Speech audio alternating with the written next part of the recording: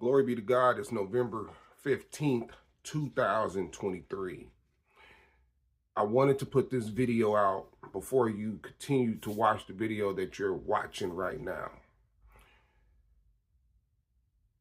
The videos that you're about to witness is past videos that I'm just now releasing to everyone. This was part of my purpose, part of God's will, to expose the enemy, because that's what the Bible tells us to do, to expose the enemy. This is a learning video.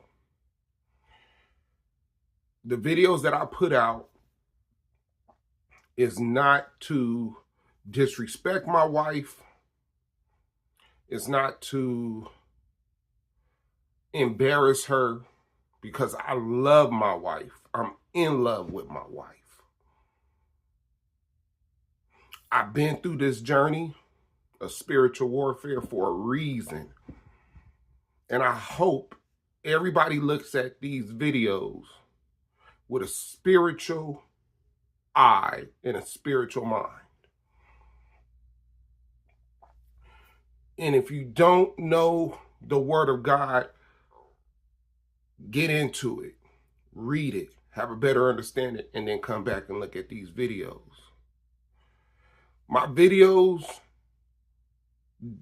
they all will have dates on the videos, so you can watch them in order. It's a reason why you have to watch them in order. You're going to see me grow in these videos. You're going to see how God maneuvered and changed things in my life in these videos. These videos is for everybody out there that may be going through the same thing I'm going through, but don't have no answers. Well, in these videos, I'm going to show you what spiritual warfare looks like. I'm going to show you how to fight and know that the strategies of the enemy, like the Bible tells us, why they do what they do. Trust me, I searched all over YouTube for the last 8 years, and I haven't came across nobody that's really had video evidence of demonic demons controlling people that they love, or somebody explaining through their experience on live of what just took place and why it's happening. I need y'all to go back and watch my testimony series so you can have a better understanding of who I am, and watch these videos in order. I will put the dates on them, and my thumbnails will be color coordinated for the years from the time I started until today, and what changed and how did it change, because it's different type of demons that control, and they all do something different, and I'm gonna break every single one of them down on how they do and what you have to do to fight it based off God's word. I thank y'all. I love y'all. And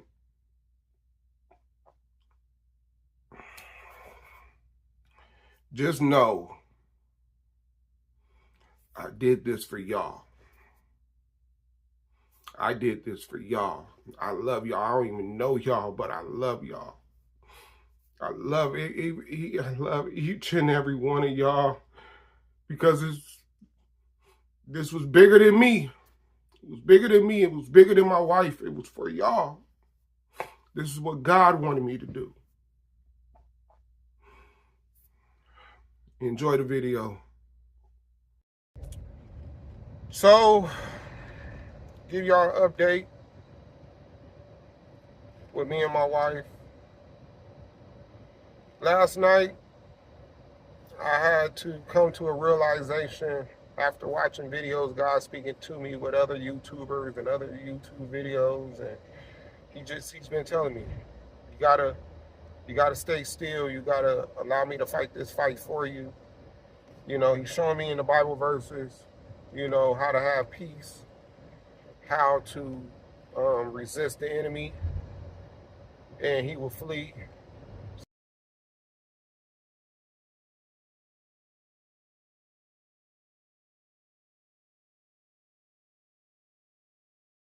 So he's giving me the signs. I know I got the answers. It's just applying it, which is hard, because for 6 years I've been training myself to love my wife more than I love myself, because that's how you're supposed to. You're supposed to. When you're married, that person don't have to love themselves no more. It's up to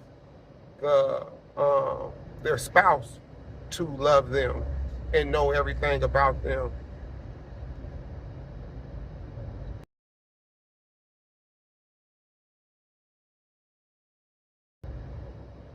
And to love them unconditionally. It's up to the spouse. It ain't up to themselves no more. So when I say I love her more than myself, you gotta love yourself to love your spouse. You see what I'm saying? So technically, I love myself so much that I'm able to love my spouse.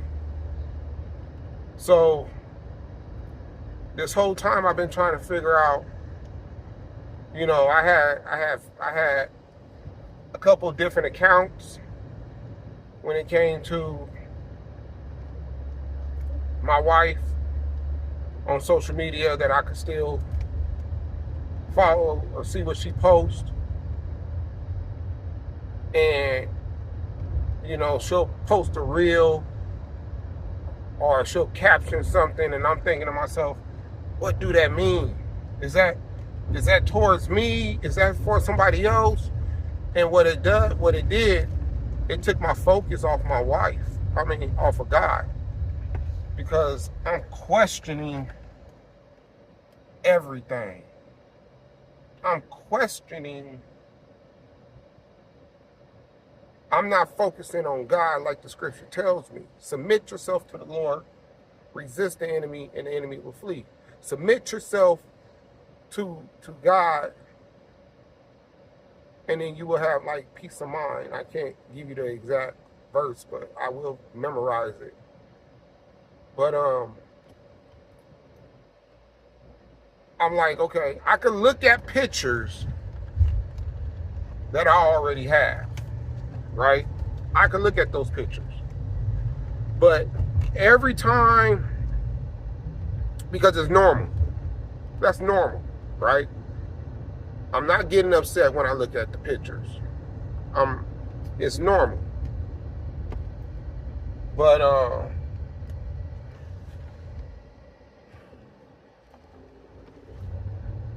when it comes to you're dealing with this demonic demon, it sees everything that you're doing.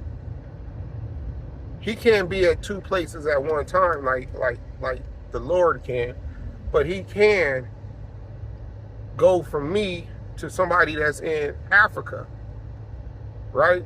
They roam this earth. So they can do it. They just can't be with me and that person at the same time, right? They got assignments. It's a war. We're at war with the unseen world. God tells us we're at war. It don't tell us that we're at war for this long. No, we're constantly at war. And the enemy's always watching. Right now, I could be making these videos and it's a demon watching everything that I'm saying. But what he don't know is God, I got more power than him. And there ain't nothing they could do. It's a fight with it's a mental fight. It's a mental fight. So every time I think about my wife, it's mental, right? It's mental. It's mental warfare.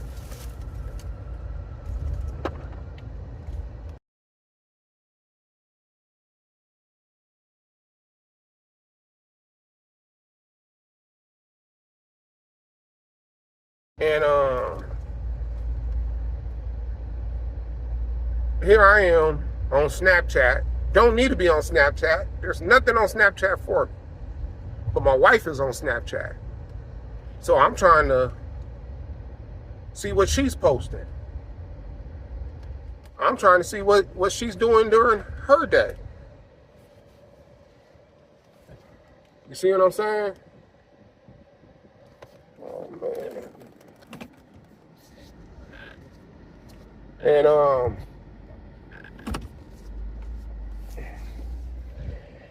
I'm trying to see what she's posting. I'm trying to see what she's doing.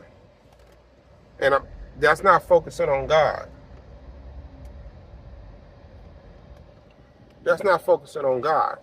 That's focusing on the enemy. And you go all this way to tell me that I can't go this way. Oh my goodness.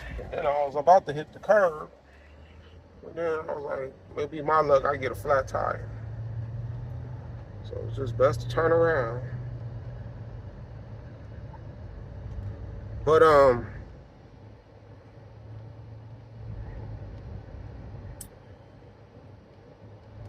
not even supposed to be on Snapchat. And then I'm thinking to myself last night, I'm like, what did I do to get over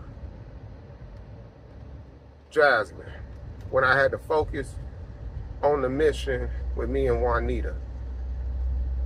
I deactivated my Facebook. I wasn't on Facebook checking Jasmine's page from a dummy account, seeing what she's posting, seeing what she's doing. Because what I noticed, if the enemy sees that I'm constantly checking her page, then he's going to give me a show. He's going to give me a show. He's going to give me, and she's not doing anything that's responsible. I don't think her son been playing football.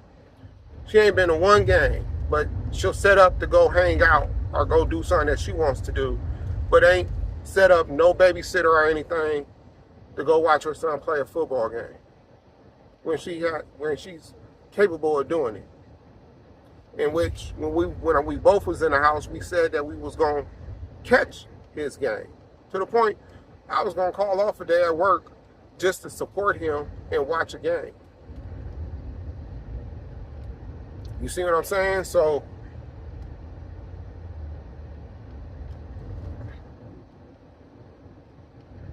if the enemy knows that I'm constantly looking at her reels and trying to decipher what she's saying and what she's doing and what do this mean and this, that, and this, he's going to give me a show. But if I'm not looking and I don't care and I'm not thinking about her, he can't give me a show. You know, he wants to keep this distance from us, then cool, I'll keep the distance. I'll play your game, because your game gonna backfire. It's almost like the villain in a cartoon. They always got a good plan, but their plans never succeeds. It's never successful because they didn't think something else out and it backfired on them. So if the enemy wants to play, oh, I'm gonna have Rashad go crazy over his wife, and he's gonna be constantly thinking what she's doing, who she's with, and I'm gonna constantly be lining things up for her to be around this dude and be around this dude, and you know, she making these songs because he's checking her page every day. He's going crazy. I'm worrying. I'm thinking. I'm getting upset. I'm falling right into what the enemy wants me to do. He wants me to be upset, mad, angry, constantly worrying about her, and what is that doing? I'm not focusing on God. I'm not focusing on his word. I'm not focusing on God. So how can the enemy flee if I'm not focusing on God? So what do I got to do? Mind my own business. Don't worry about who's watching the kids. Don't worry about where she went out to, who she went out with, what time she got home. Is she doing the nasty? Is she not doing the nasty? If she is doing the nasty, what nasty things is she doing? What nasty things is he doing to her? What is she allowed? Like, that's too much. That's too much.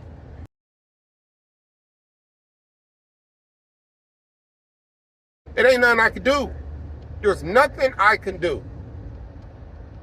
There's nothing I can do. And what I also noticed, there's nothing, I can't get nobody to help her. There's nobody that can help her.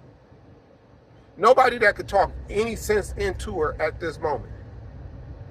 Maybe later on when things start to loosen with God and he starts to loosen her, and then when she's ready to talk, then we could have the witnesses, and I could get, Cassandra, and I could have my boy June, and they could both be mediators and call her out on all the foolishness.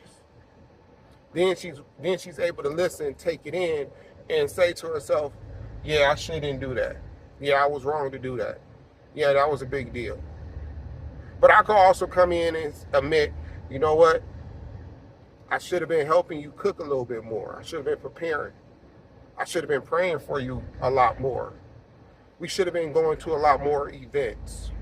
Yeah, we go out to eat, but we should have been going to a lot more events. We both make good money. We ain't frivolous with our money. We don't have, we ain't frivolous, and we ain't gambling or anything like that, or, living outside our means. So yes, I need to take you to more concerts, more sporting events. We need to do a lot more together. And that would take her away from the children. And I need to, I'm about to take the kids to the park for about an hour. Not, let's both of us take the kids to the park. No, I'll take the kids to the park. Go ahead and get you a little bit of rest time. Go ahead and take you a bath and relax. And then when I come home, I make them something to eat. I could do that. See, I could admit to where I need to improve at, but that's all. There's not a whole lot that I need to improve. You see what I'm saying? And spend more time with her in the house. Let's watch a movie. Let's binge TV show. Let's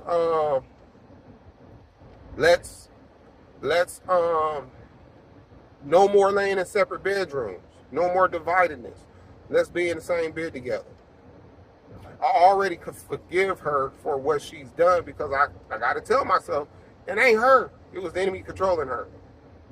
And God told me when he brings her back to me, she's going to be the woman that I wanted, and she's going to be cleansed with the word of God.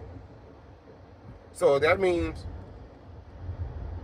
our intimacy will be kicked up another notch, because now mentally she's going to love me more than what she did the previous 6 years. So now she has more of a mental connection that she's going to be waiting to make love to me. She'll wake me up in the middle of the night because she's thinking about me. She ain't going to be mad and angry and with the lies of the enemy feeding her lies about me. She'll be able to, her eyes will be open, that she will see the good deeds I do for her, the things I say, the small gestures, the love. She'll be able to see it. So everything is going to come around. It's going to come around, and I'm going to get everything back, and it's going to be double for my trouble. He's going to restore everything, and it's going to be more, and it's going to be better than what I ever thought it would have been. But what I got to do is, just because, I don't even think the point where I got with the breakthrough that I seen. So I prayed to God the other day. I prayed to him, asking him, I need to see something. I need a sign. I need you to show me something. Like, is everything I'm doing working? Like, I'm praying, I'm staying in the word, I'm reading the word. I'm in the spirit, like I'm staying in the spirit. I meditate on the word every day. I read, I pray, I talk to you throughout the day. I'm listening to my gospel. I'm focused on you. But what was I doing wrong? I'm constantly was looking at her pages. And I had to tell myself, no more doing that. Deactivate 30 days. Don't deactivate your Facebook. Deactivate your Snapchat. Instagram, I can't look for on Instagram anyway. Right? TikTok, I don't even think she's even on TikTok. But that's what I had to tell myself. For 30 days, don't worry about who she's with, what time she's getting home, who's watching the kids, if the kid's safe. None of that. None of that. Don't tell her you miss her. Don't tell her that you love her. Don't tell her that she look good. If you got to go over to the house, drop them off, grab whatever you need to grab, keep it pushing. If it's nothing that you need to grab, drop the kids off, turn around, get back in your car, and head out. No small talk, no nothing. So what did God show me today that gave me hope? First of all, I didn't pick. So last night, she had the babysitter had the girls at the babysitter's house. My mind instantly started thinking, oh, she about to be out all night, be at some dude's house. That's what she doing. She gonna be at some dude. This is what my mind is telling me, you know, because I'm always thinking negative. She gonna be at some dude's house. So then I'm like, okay, I'll pick up the kids at, I text the babysitter. I'm like, I'm supposed to pick them up at 10, but I said, I ain't gonna pick them up until 11:30. I'm gonna pick them up at 11:30, and then I'm gonna drop them off at 2. And I tell the babysitter, I'm gonna drop them off at 2 o'clock. She tells me, no. I gotta go to the doctor at 1. You're gonna drop them off with DJ at 2 o'clock. I'm like, DJ? Oh, she done spent the night. I'm thinking negative. She's overnight, probably is either overnight somewhere, or maybe she's taking a, little trip to Vegas, or, they got a room, and she ain't coming back until sometime Saturday evening, right? Because she was pressing me about getting these kids, which I was going to get them, but I wanted to set my boundaries and be like, hey, if I pick them up, you drop them off, and then I'll drop them off to you, right? But when she said they was at the babysitter's house, and I'm like, oh, okay, here you go again.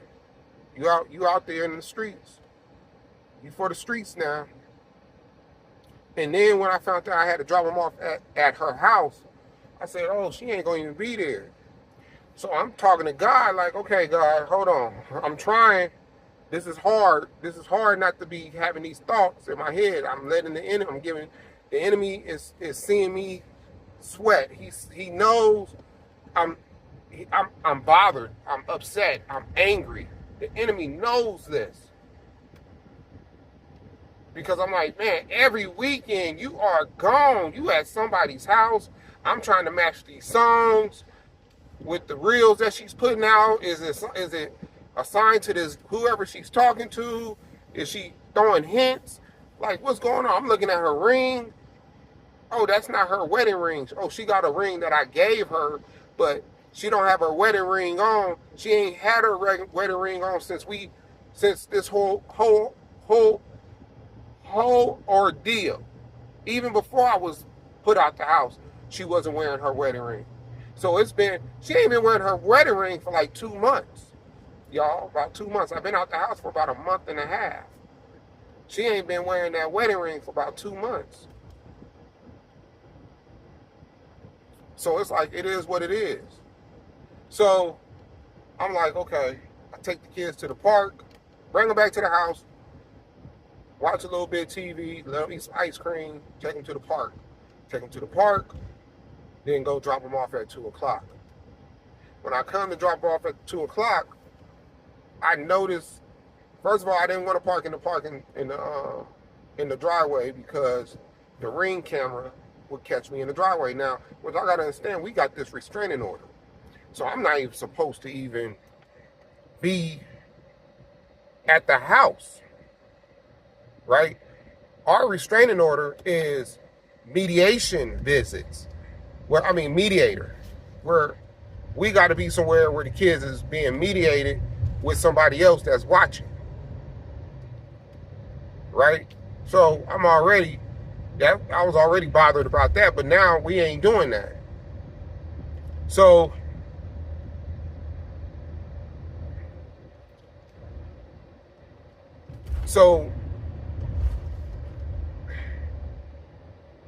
then I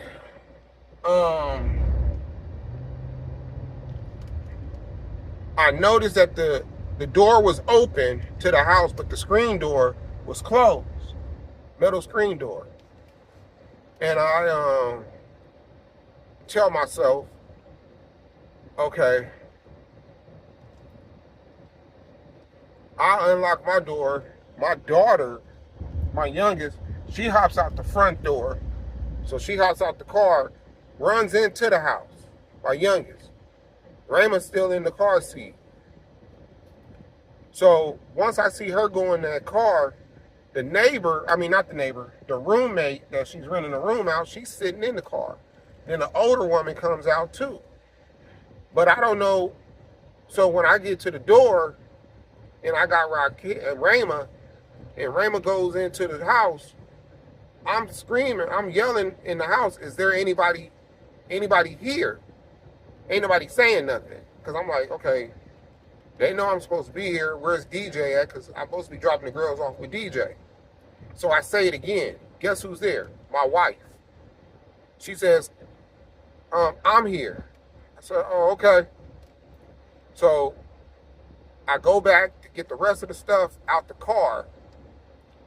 She comes to the door, to the gate. She opens the gate, and I hand her the stuff.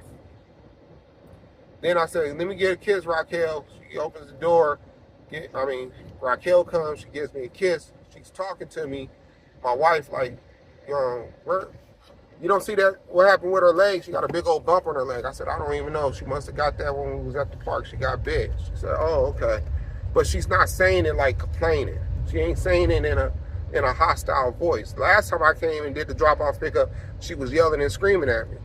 And I was not even being hostile towards her.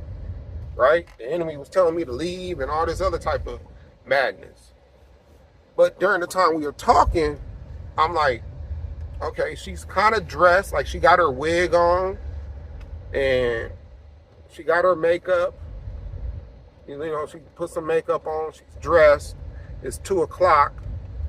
I could look at this all types of different directions. Maybe she's about to step out, or maybe she got dressed for me. And this is why I think she got dressed for me. Because I'm looking at her hand and she got her wedding ring on. But it's not on her wedding hand. It's on the opposite hand. But it's on. That's a sign. That's a sign that gave me hope. Because I wear my wedding ring constantly now, when I wasn't as much as I should have. And for her to have that wedding ring on gave me a whole lot of hope. And this is something else I forgot. This is something else I forgot. When I brought the kids back to the house, she texted me. Now, I haven't received a text from her in weeks. She's been using the mediator to relay messages, and it frustrated me because I'm like, why you just can't be an adult and just text me when it comes to these children? Why we gotta have a mediator? Why I gotta tell her to tell you something and you gotta tell her to tell me something? I don't got a problem talking to you. You have a problem communicating. But she texts me, but she adds Cassandra to the group text. I don't even know that she even added Cassandra. Next thing you know, I see that Cassandra, it said Cassandra left the group chat. And I'm thinking to myself, I'm happy because I'm like, thank you, Cassandra, for leaving the group chat. Cassandra didn't even know she was even in a group chat. And she told me, Rashad, I didn't take myself out the group chat. Your wife must have did that. I said, that gave me more hope. My wife took Cassandra out of the group chat that she added Cassandra in. But she took her out of the group chat. Then I drop off the kids and you got the wedding ring on, but it's on your opposite hand. You're trying to look pretty for me, present yourself to look pretty for me.